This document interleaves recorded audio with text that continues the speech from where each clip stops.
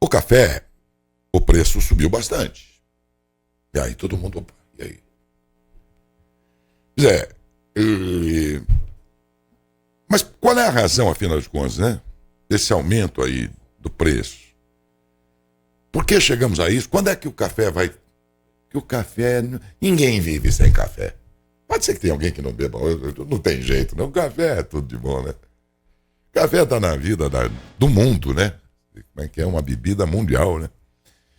E aí nós conseguimos, de novo, graças à gentileza dele, falar com o Celírio Inácio da Silva, que é diretor executivo da Associação Brasileira da Indústria do Café, a BIC.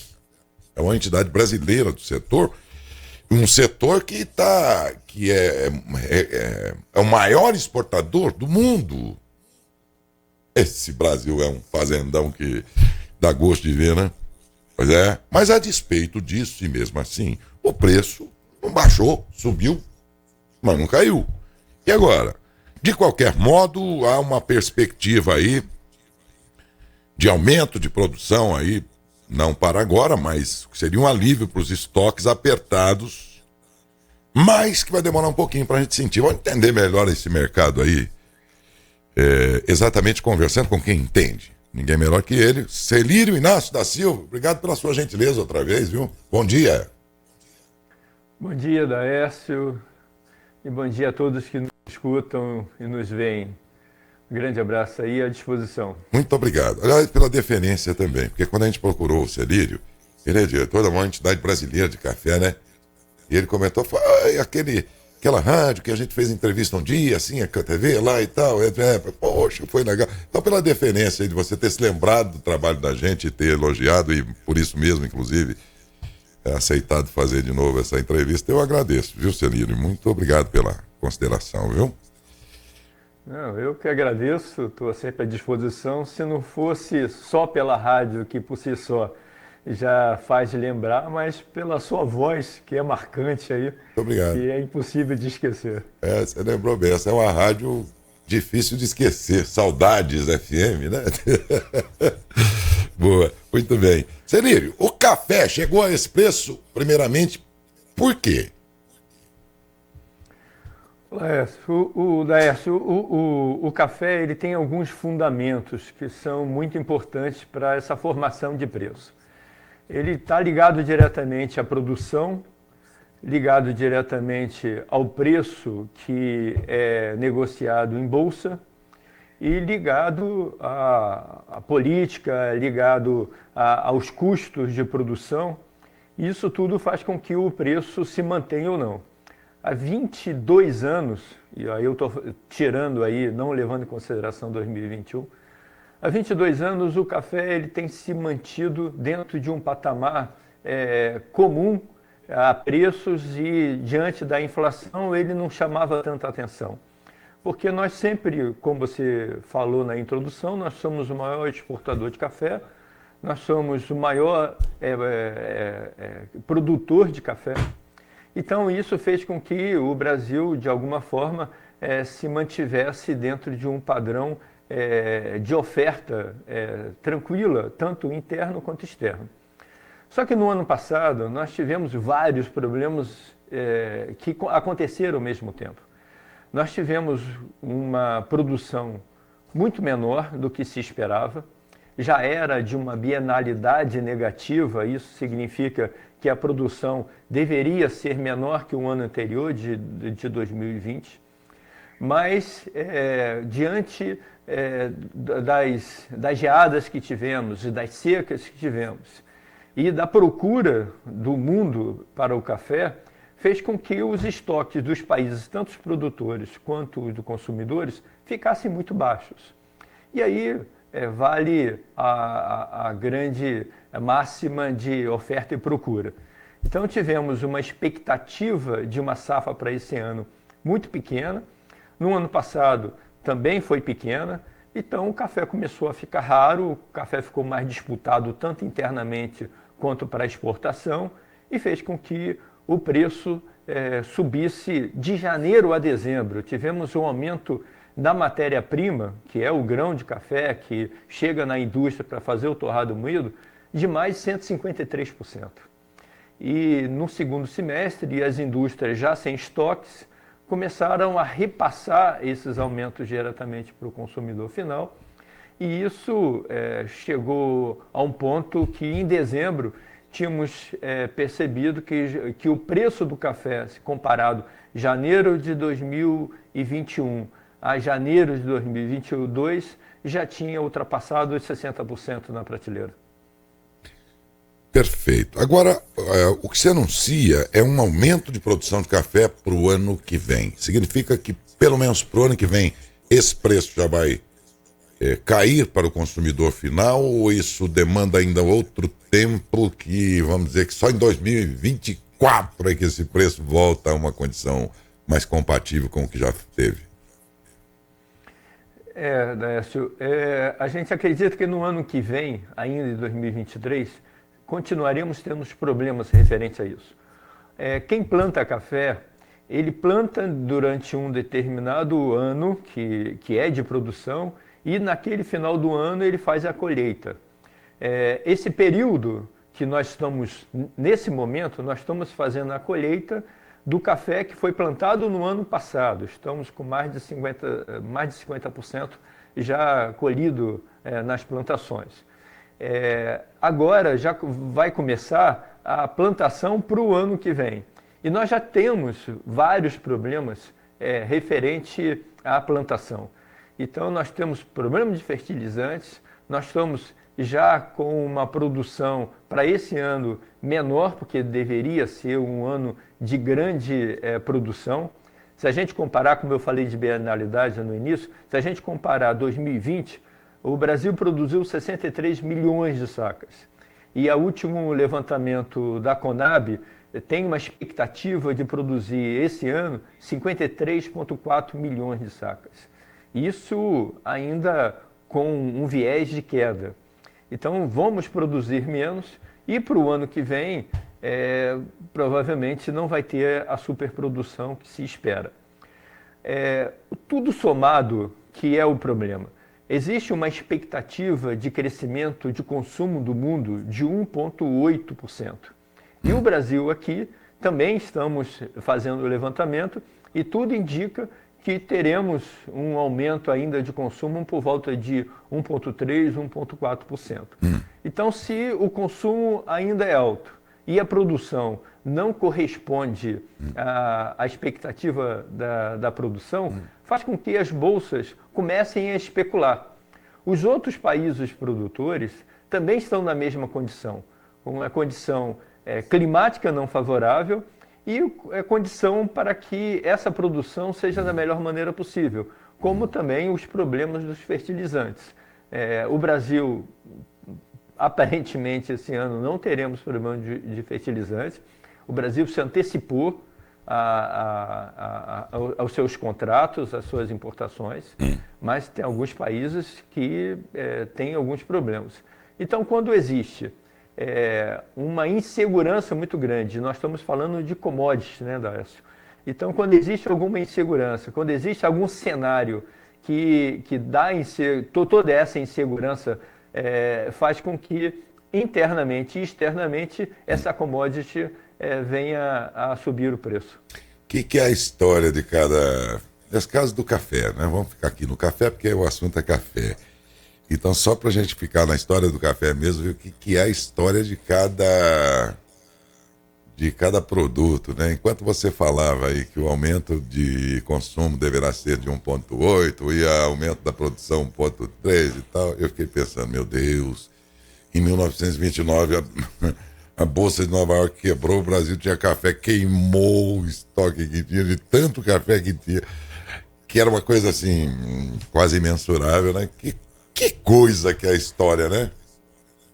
Perfeito. Impressionante.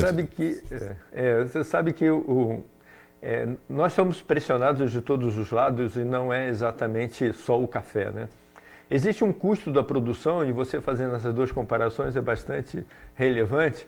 Existe hoje um custo de produção que está se elevando cada vez mais, né? Eu já falei dos fertilizantes, mas você tem a mão de obra, você tem a gasolina, você tem os impostos, você tem a inflação. O produtor começa a se questionar qual é a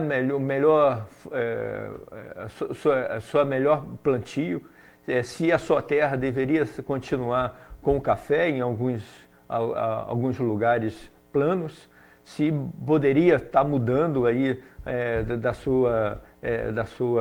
dos seus grãos. O problema é que o café sempre foi muito relevante para o Brasil.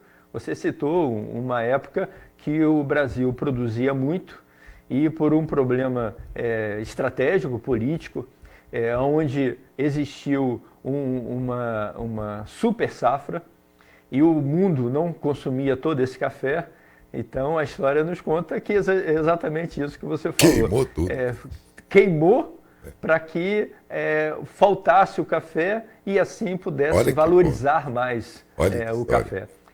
É mesmo. Hoje nós não temos isso. Hoje tudo que pudermos produzir vai tudo. É muito bem-vindo ao mundo.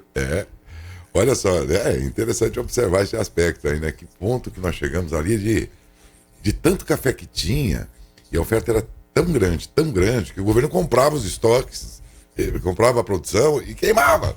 Em outras palavras, jogava fora para faltar um pouco, para poder regular, né? Aí eu me lembrei que algumas décadas passadas, eu agora vou me reportar aqui o interior de São Paulo, né? Até a década de 70, porque tinha muito café plantado aqui. Eu vi lá umas geadas constantes e fortes lá pela metade da década de 70 e tudo. E isso desestimulou, ou então dizimou mesmo cafezais, e já nunca mais fomos tão produtivos como até então. Mas essas terras, eu acredito, continuam sendo apropriadas para isso. Então, daí vem a minha pergunta. Esse aumento da produção, ele está dependendo das áreas já produtivas, já que produzem, ou ela poderia ser incrementada se outras áreas voltassem a plantar ou então estreassem, vamos dizer, como na cafeicultura? O Brasil, de uns 10 anos para cá, ele está sendo muito eficiente nas áreas tanto de produção por hectare. Então, por questões tecnológicas, hoje nós produzimos mais por hectare do que nós produzimos e nós produzimos mais por pé de café do que produzimos. Tudo isso através do ganho de conhecimento de tecnologia. E outras áreas também se acrescentaram. Hoje nós temos Rondônia, que não produzia café, hoje ele produz o robusto, produz o conilon. O Espírito Santo, com o sul da Bahia, ele produz muito conilon, em uma excelente qualidade, cada vez melhor. E o Brasil, com a arábica, fica sempre na região de Minas Gerais, do Paraná, um pouco da região de São Paulo. Então nós estamos crescendo dos dois lados, nós estamos crescendo em número de terra e a eficiência para fazer o café. É interessante, Lécio, que você bem lembrou. Você sabe que, um pouco aqui da história, lá ainda no governo Collor, quem tinha todo esse domínio sobre a produção do café e o que nós produzimos internamente junto às indústrias, dando uma carta patente para cada industrial que se propusesse a fazer a produção da indústria, isso era dado pelo governo. O governo tinha todo o domínio sobre o que plantávamos e o que exportávamos ou produzimos em terra. De lá para cá, o mercado ficou livre. Então, nós tivemos um crescimento fantástico na qualidade do café internamente. Aquela máxima, e eu aproveito aqui a oportunidade, Lécio, de dizer que o café é bom, é exportado, é dessa época. E de lá para cá mudou muito. A indústria ela produz um dos melhores cafés do mundo e esse café fica aqui internamente. É uma disputa comercial para que o brasileiro continue tomando o seu café da melhor maneira possível, da melhor qualidade possível e no melhor volume possível. Nós somos hoje o segundo maior consumidor do mundo e nós estamos em crescimento. Então, e o consumo só cresce se tiver qualidade. É o que nós estamos tendo aqui no Brasil já há algum tempo. Olha, eu estou conversando aqui com Celírio Inácio da Silva, ele é o diretor executivo da Associação Brasileira da Indústria de Café, a BIC. No caso de outras commodities, como soja, milho, há quem diga que, tudo bem, o campo está batendo recordes, tem um desempenho, uma performance maravilhosa, mas a gente entrega isso tudo de bandeja para o mundo processar, fazer daquilo lá os subprodutos e ganhar dinheiro em cima do que nós produzimos na roça. E que isso precisa acabar, nós precisamos agregar valor e ao invés de exportar a soja, o milho, vamos exportar tudo já pronto para o mundo, porque aí nós ganhamos 2 vezes com isso. No caso do café, o que a gente exporta quando você diz que nós somos grandes e somos o maior exportador mesmo? Nós exportamos o grão torrado, o grão sem torrar, o pó. O que a gente... Nós agregamos valor aqui no Brasil mesmo ou entregamos de bandeja também? Esse é um grande problema, esse que você está tocando, que ainda não tem uma solução. O que eu falo de exportação é exportação de café cru. E a gente exporta de café torrado moído muito pouco, absurdamente pouco. Esse café vai para outros países que, por exemplo, só citando aqui, a Alemanha, ela não planta uma árvore de café. E é a maior exportadora de café torrado e moído. Entenderam? Então, o que nós fazemos aqui, ele é exportado, mas é exportado em grão, para que em outros países possam fazer o seu blend e trazer para o Brasil, inclusive, a questão das cápsulas. Nós acabamos tomando um café que sai daqui, é processado em outro país e volta. Então, essa parte de aproveitar, de industrializar e fazer valores agregados ao nosso café ainda está muito longe de ter uma solução. Daí a minha pergunta, porque nós estamos aqui, por exemplo, sediados em Matão, onde temos 2, a primeira e a terceira maior indústria de suco no ranking. A primeira do mundo de suco de laranja está sediada aqui. É o maior fabricante de suco de laranja do mundo. A laranja a muda é feita aqui, o plantio é feito aqui, a colheita é feita aqui, o suco é processado aqui e o suco vai para o mundo. Então, nós temos uma situação aqui que é diferenciada, né? Então, quando eu ouço você dizendo, olha, o café vai in natura, vamos dizer assim, lá para o mundo, e o mundo, o teu exemplo foi muito interessante, porque a Alemanha não planta um pé de café e ganha dinheiro com café. Provavelmente de alguém que lá compra, talvez até o Brasil, eu imagino. Mas enfim, por que não processamos isso aqui? Falta investidor, falta alguém que acredite nisso, alguém que se interesse comercialmente em processar todo esse café, ou boa parte dele, ou falta uma política que conduza a isso? Esse é um assunto bem complexo. Os outros países consumidores, eles precisam e querem que um fornecedor tenha café de outras origens. Então, o Brasil, nós aqui bebemos café 100% brasileiro, nós temos terroirs diferentes, nós temos regiões diferentes, nós temos um café conilon, um arábico, que faz o blend, que acaba tendo um bom café. No entanto, existem outros países produtores. E esses países também são procurados pelos países consumidores para que o café tenha esse blend. Então, nós poderíamos estar fazendo aqui um café brasileiro com um blend de grãos colombianos. Então, a gente poderia estar fazendo alguns cafés que os países consumidores, como, por exemplo, os Estados Unidos, é o maior consumidor do mundo, ele deseja que o café dele não seja só de uma origem. E existem algumas barreiras sanitárias que o Brasil, que hoje existe no Brasil, que é o chamado drawback, que dificulta muito você trazer os grãos de outras origens. Isso é um ponto. O outro ponto é diante da valorização do dólar para com o real. Hoje, para que você também traga alguns grãos capazes de fazer preços suficientes para você fazer a exportação, traz alguns transtornos econômicos, né? Porque você vai pagar muito mais, porque você vai trazer em dólar, para que exporta também em dólar. Então, isso traz duas vias. Uma, ainda não resolvida, que é do governo, quando ele coloca alguma barreira sanitária para você trazer grãos de outras origens. E a outra é a nossa valorização do real diante do dólar. Minha gente, e aqui no Brasil, dá para plantar o Copiluvac? Como é que era o nome daquele café lá? É o café mais caro do mundo. Não sei nem se existe, mas no filme, pelo menos eu vi lá. Aliás, vai uma indicação de um filme legal, que é o Antes de Partir, com o Jack Nicholson e o Morgan Freeman, duas feras, né, do filme.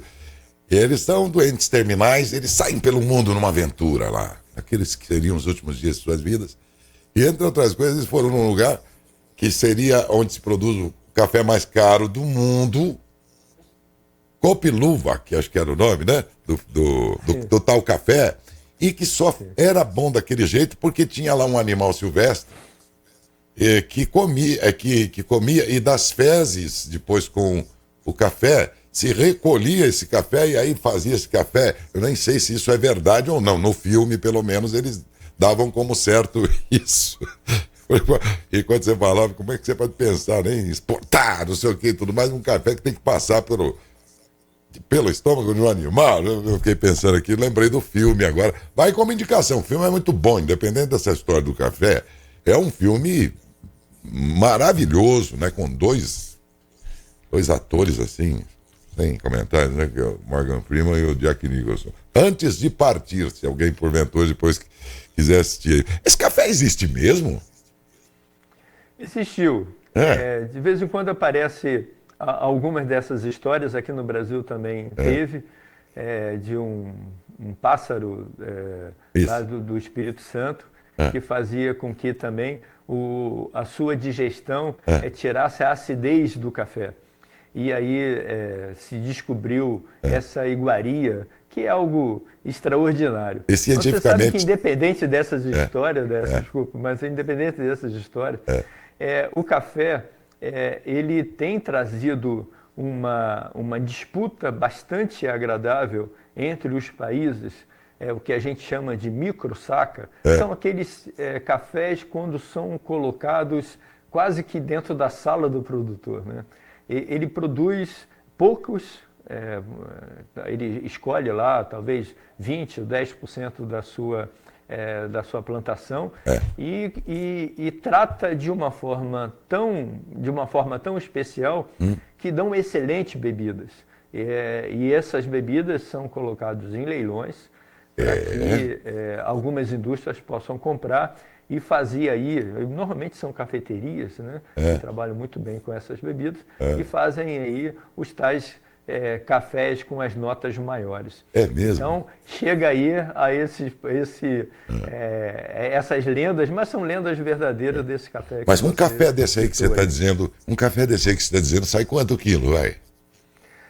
Olha, a BIC, ela promove, uma vez por ano, um leilão para unir o produtor do industrial com essas micro-lotes. Normalmente são 2 ou 3 sacas referente a isso. Então, hoje, para a gente fazer uma ideia, hoje uma saca de um café muito bom, de um arábica, está valendo por volta de R$ 1.200, R$ 1.300. Um café desse, uma saca, vai R$ 6, 8 mil reais que é comprado.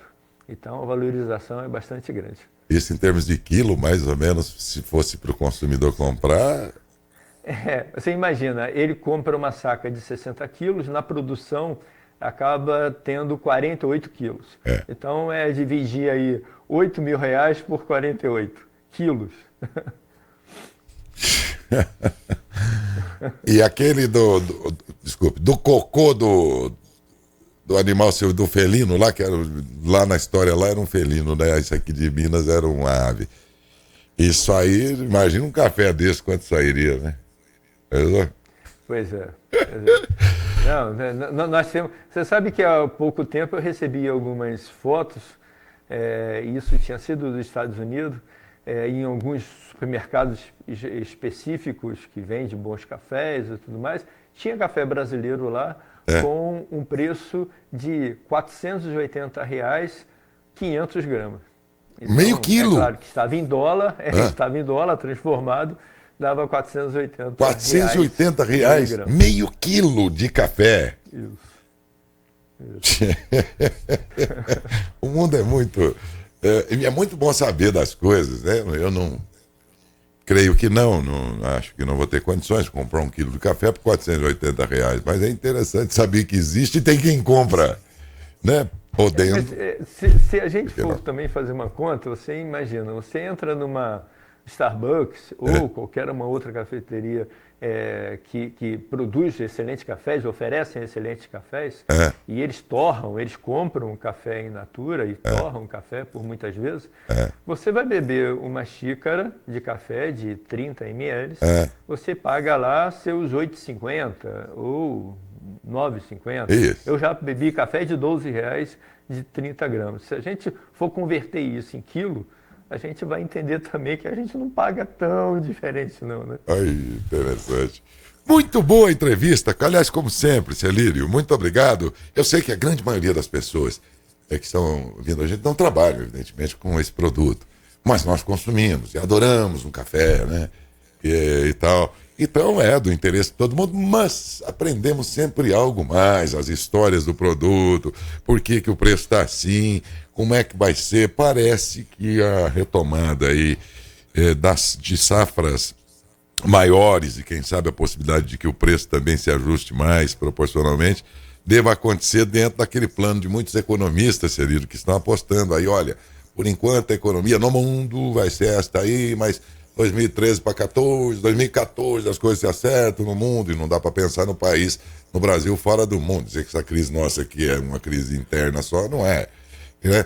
E o mundo está passando por um momento tal. E eles apostam lá para segundo semestre de 2013, para 2014, no tempo em que vocês estão apostando também para o mercado do café, aí, pelo jeito. Vai coincidir pelo jeito, viu?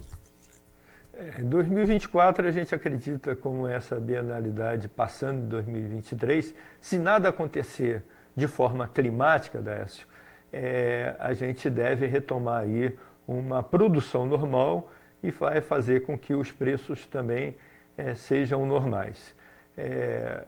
Laércio, o que a BIC vem fazendo aqui no Brasil, Décio, é entregar e procurar entregar a todos os consumidores o melhor café que a gente produz.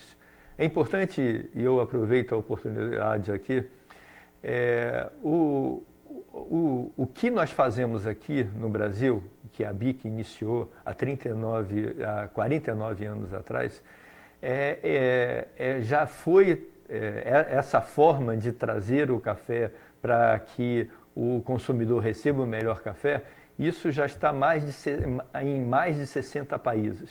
Mais de 60 países já nos procuraram ao longo do tempo para que fizesse mesmo uma coisa que a BIC vem fazendo ao longo desse tempo, que fez com que o consumo aumentasse.